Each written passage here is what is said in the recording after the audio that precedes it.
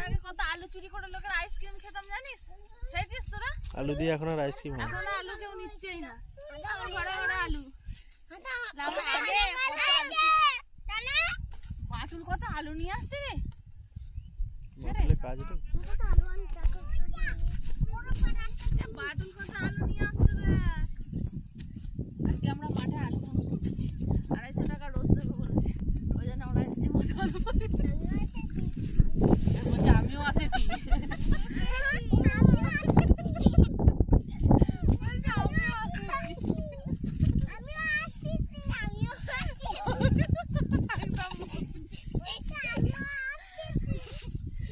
গাছগুলো উপরা